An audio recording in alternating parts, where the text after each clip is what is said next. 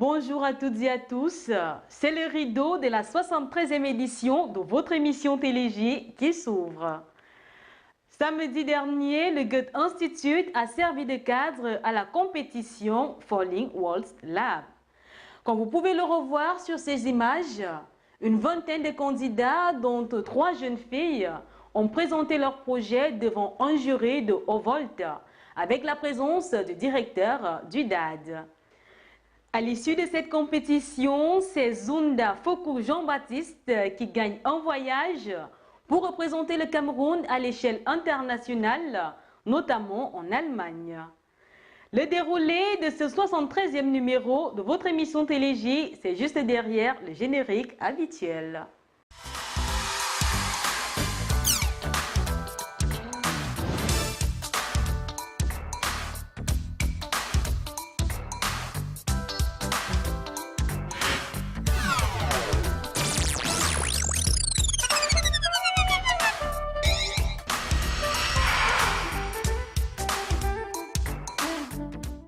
Une fois de plus, bon après-midi. En marge de la conférence internationale économique Investir au Cameroun, s'est ouvert à Yaoundé un village numérique. De quoi s'agissait-il? C'est ce que nous découvrirons dans le premier reportage de cette émission. Artisans au féminin, avez-vous déjà entendu parler? C'est ce que nous verrons dans le deuxième reportage de cette émission. Pour finir en 3, nous irons également à la découverte d'une jeune association dénommée Emusbo. Voilà en gros l'essentiel de ce 73e numéro de Télégie. Économie numérique, pôle d'investissement dans le chantier de l'émergence du Cameroun. C'est le thème qui soutenait la foire exposition sur l'économie numérique organisée au Musée national. C'était une initiative du ministère des Postes et Télécommunications destinée à la jeunesse. Notre reporter William Biapa s'y était rendu pour voir ce qui s'y passe. Visionnons ensemble ce qu'il nous a ramené.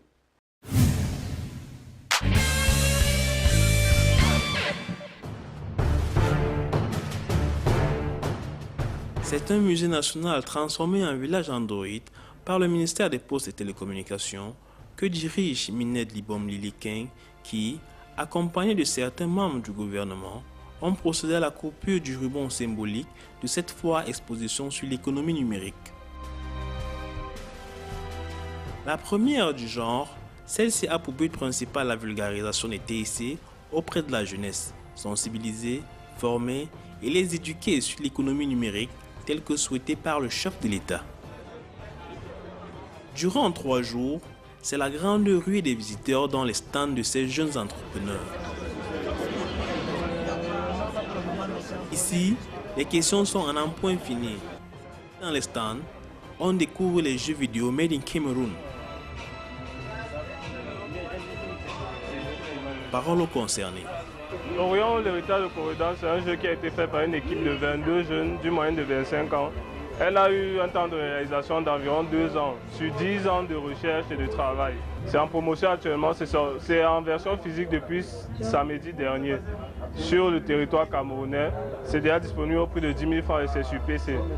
Alors ce jeu a pris 2 ans pour être réalisé sur 10 ans de recherche et de travail. Alors ce que j'aimerais dire aux jeunes Camerounais, c'est déjà de découvrir cette richesse qui vient de chez eux.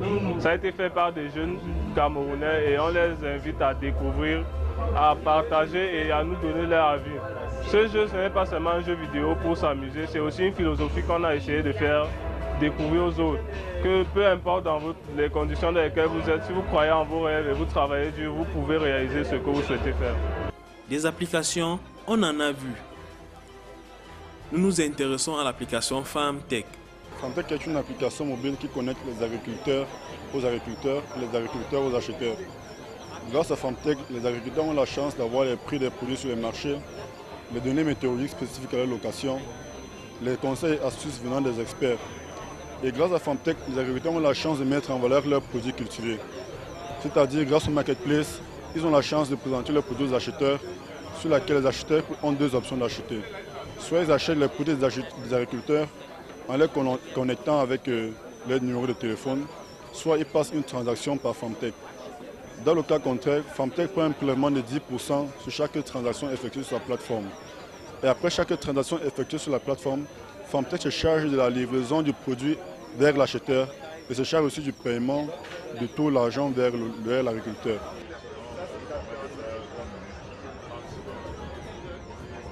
Au stand de Frank Mensa, on a ces drones qui nous ont permis d'avoir cette vue aérienne de la foire du village Android.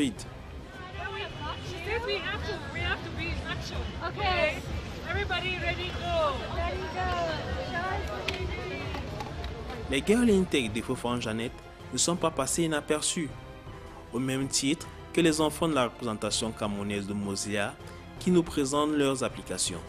Notre application est une application mobile qui permet aux élèves du lycée primaire et secondaire de mieux retenir leurs notions scolaires, de mathématiques, physique, chimie, etc. Et même aux enfants aussi non scolarisés.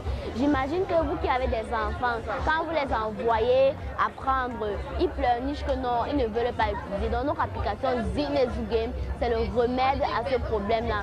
Dans ma langue maternelle, Zinezu Game veut dire apprendre quelque chose. Zinezu Game veut dire donc, jeu instructif, jeu d'apprentissage. Je m'appelle Mato Natasha, je suis élève au lycée général Auclair en classe de 5e. Notre application est basée sur la potabilisation de l'eau autonome Well Water Works qui signifie bonne eau pour le monde.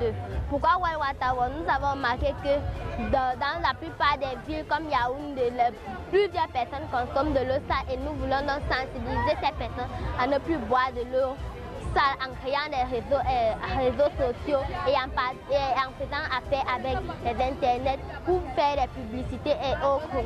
Ces jeunes talents vont représenter le Cameroun à la compétition internationale organisée par la start-up américaine Mozilla. Cette fois, exposition sur l'économie numérique a permis de constater que l'impulsion donnée par le chef de l'État porte déjà des fruits. Même la présence de cette forte pluie en témoigne. Nous repartons au Musée national tout en demandant au ministère des Postes et Télécommunications à quand la prochaine édition. Belle initiative du ministère des Postes et Télécommunications qui a permis aux jeunes de montrer de quoi ils sont capables et surtout de se mettre en valeur, enfin de prouver aux yeux du monde entier qu'ils sont prêts pour l'économie du futur. Afin de permettre aux jeunes filles de se former dans les métiers du bois, une passionnée du bois, Hélène Mapoko, a mis sur pied un centre de formation professionnelle en 2015, dénommé Artisan au féminin. Curieux de savoir ce qui s'y passe, notre reporter Gaël Ngono nous amène à la découverte de ce centre. Laissons-nous guider.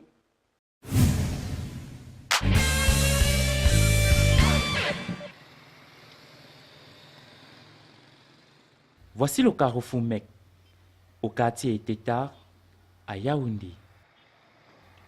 Ici, se dresse un centre de formation dédié aux femmes. Lorsque vous avez dans votre cercle, vous dessinez votre cercle en premier, comme ceci. OK? Tout le monde voit. Vous pouvez disposer votre premier carré comme ceci. Là, ça va pour tout le monde. Vous devez avoir des courbes d'égale longueur ou d'égale distance, ça dépend de vous. Ensuite, le deuxième carré que vous allez poser doit être sous forme de losange pour vous faciliter la tâche. Artisan féminin est un centre de formation dans les métiers du bois. Mais ça, quelque chose de spécifique, que ce centre est dédié à la fille. C'est un centre où nous ne formons que des femmes. Pas de prérequis en tant que tel, parce que nous sommes capables d'amener même celle qui n'a jamais approché le bois à atteindre le niveau que nous pensons qu'elle est capable d'atteindre.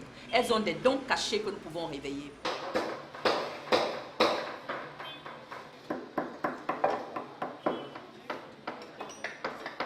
Le centre artisan au féminin forme dans les filières de la sculpture, la marqueterie, la finition, la décoration du bois, la sérigraphie, le tournage sur bois et la vannerie encre auge. Au centre artisanal féminin, tous les jeunes filles et les mamans qui viennent se faire former à la fin de la formation peuvent réaliser les œuvres comme ceci. Vous avez un panier à fruits là. Vous avez un bic, par exemple. Et là, c'est un panier à fruits. Un panier à provende, par exemple. Ça, c'est un panier à poubelle. Et vous avez un plateau pour service. Sans oublier aussi des œuvres qui sortent de l'ordinaire, comme chaussures, tissées en rotin.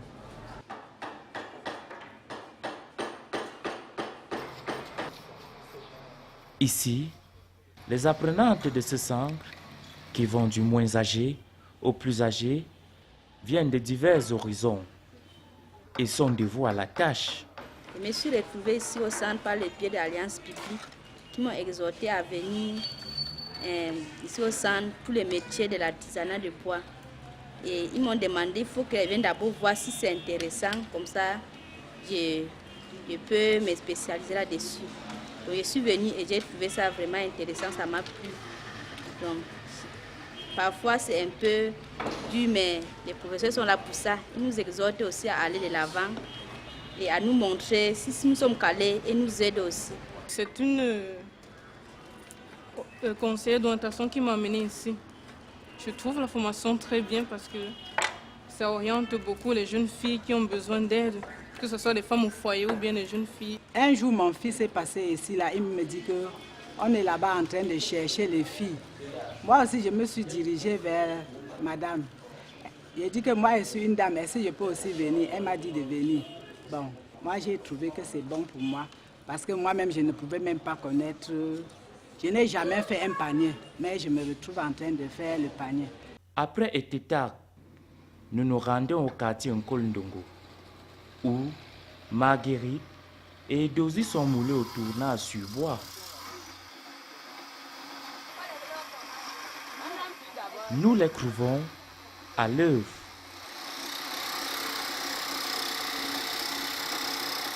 Papa Essomba est leur encadreur.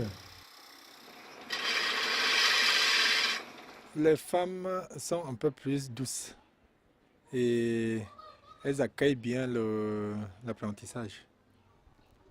C'est curieux parce que ce métier est considéré comme pour les hommes. Comment est-ce que vous réussissez à les mouler pour qu'elles maîtrisent le travail? Non, pour la première fois, j'ai d'abord cherché à former les hommes et les hommes ont déçu. C'est pour ça qu'avec la formation que la directrice a organisée, j'ai vu que les filles étaient mieux. Je suis en train de fabriquer le plat.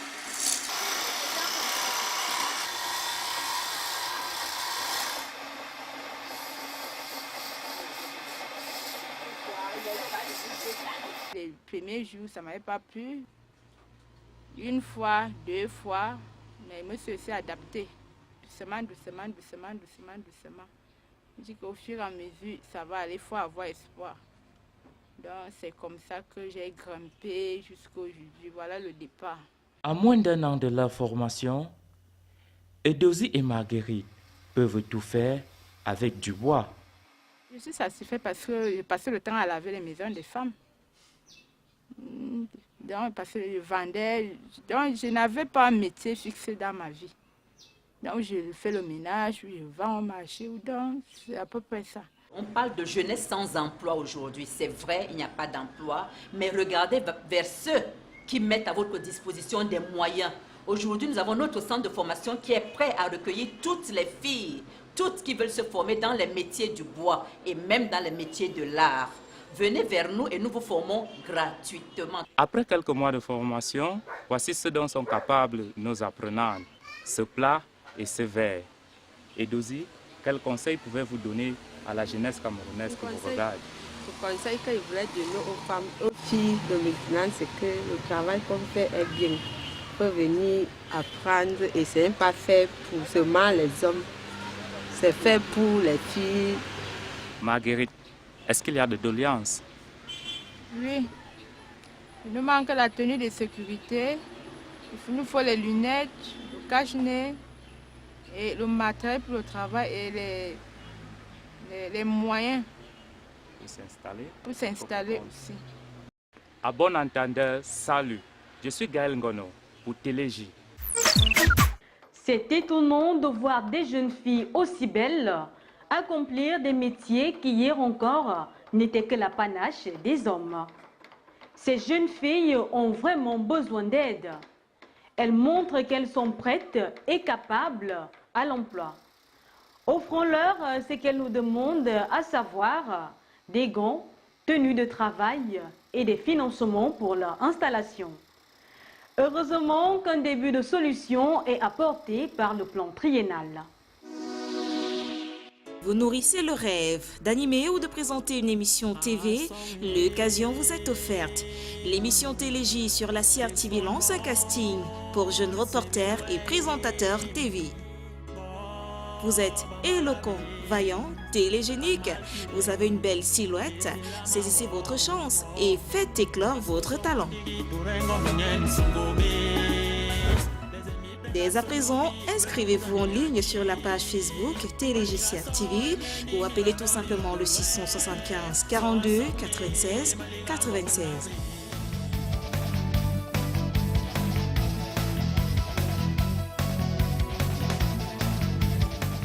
N'attendez plus! Encore de la découverte dans cette émission. Nga Eyebe est une jeune dame qui a un cœur au service de l'humanitaire. Suite aux attentats perpétrés par la secte islamiste Boko Haram dans l'extrême nord du Cameroun, mue d'un élan de générosité, elle a mis sur pied une association dénommée Emusbo. C'est de celle-ci qu'elle nous parle par le biais de notre reporter Audrey Nyangono. Je sais, c'est pas facile, c'est difficile, mais il faut pardonner.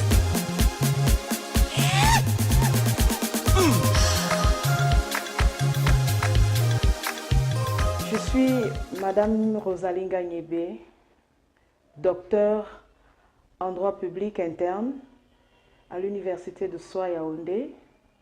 Je suis entrepreneur de génie civil. Par ailleurs, je suis promotrice d'un label Emusbo. L'élan musical de soutien aux sinistrés victimes de Boko Haram. Ce projet est né au lendemain même des attaques de Boko Haram dans le Septentrion. De par ma formation de publiciste, j'ai été interpellée. C'est ainsi que je crée une association avec des jeunes volontaires qui s'engagent à mener ce combat, le plaidoyer de la question des sinistrés civils.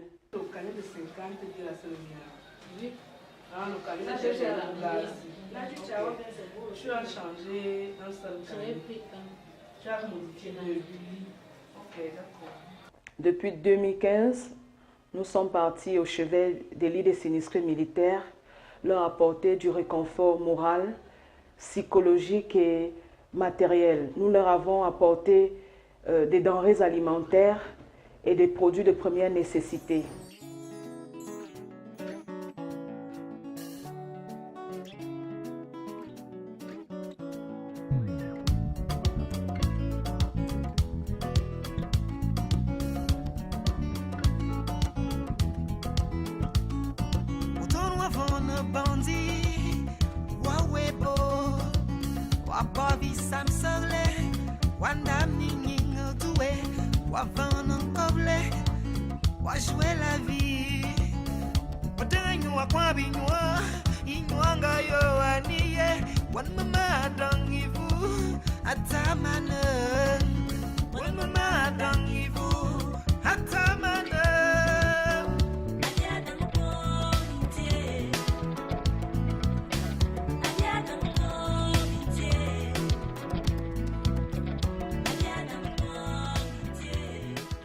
Nous sommes également allés à Mawa soutenir nos vaillants soldats au front en leur apportant également des denrées alimentaires et des produits de première nécessité. Vous pouvez voir cela en images.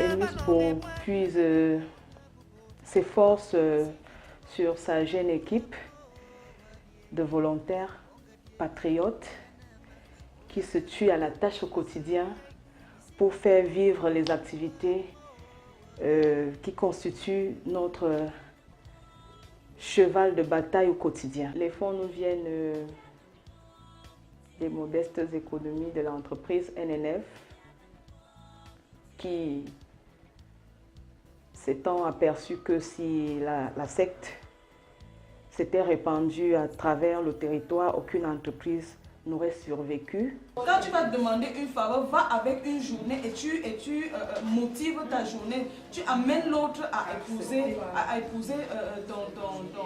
ton idée, quoi. Bon, alors laisse-moi appeler son manager comme ça, il me confirme. Nous avons un vaste chantier de projets.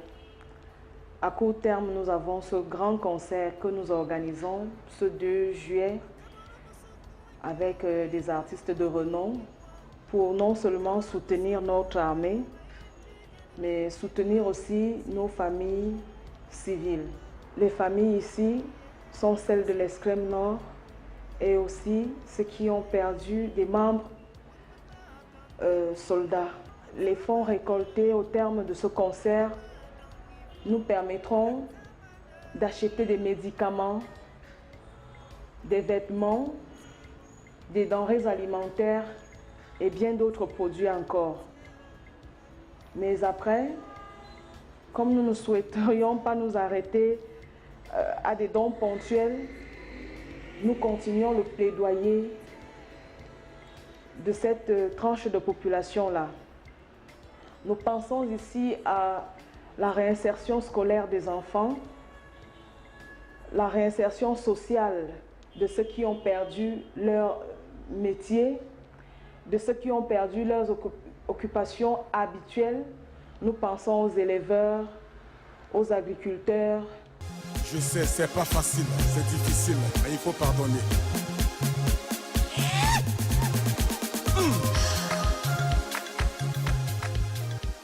Emusbo rencontre beaucoup de difficultés sur le terrain, c'est vrai.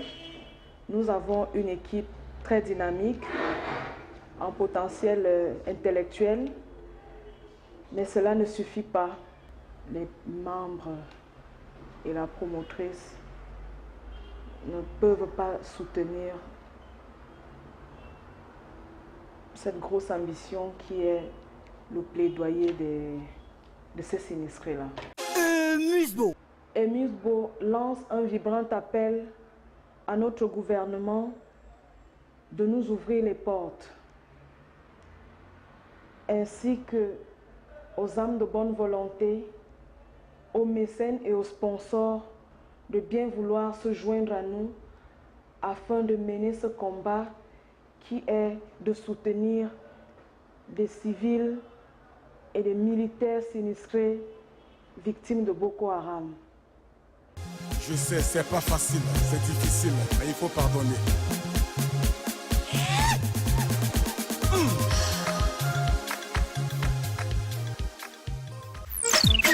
Emusbo a besoin des âmes de bonne volonté pour atteindre ses objectifs. Vous nourrissez le rêve d'animer ou de présenter une émission TV, l'occasion vous est offerte. L'émission Télégie sur la CRTV lance un casting pour jeunes reporters et présentateurs TV. Vous êtes éloquent, vaillant, télégénique. Vous avez une belle silhouette. Saisissez votre chance et faites éclore votre talent. Dès à présent, inscrivez-vous en ligne sur la page Facebook Télégie CRTV ou appelez tout simplement le 675 42 96 96.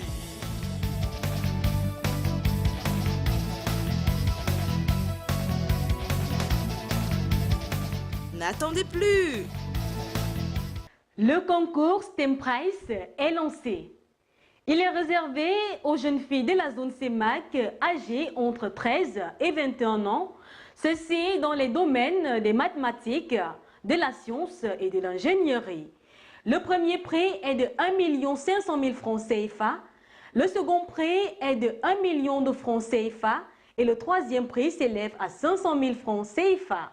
Sans oublier qu'il y a 2 millions de francs CFA à partager individuellement entre les autres candidats. C'est ici que se referme le rideau de cette 73e édition de votre émission Télégie. Votre fidélité nous honore.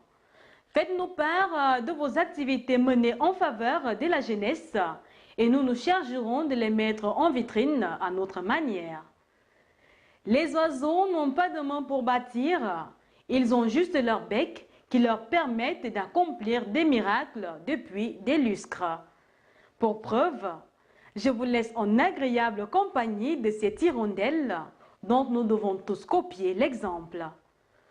Bon jeûne de Ramadan à tous les fidèles musulmans. Que Dieu protège le Cameroun, qu'il vous protège. Ciao, ciao, ciao.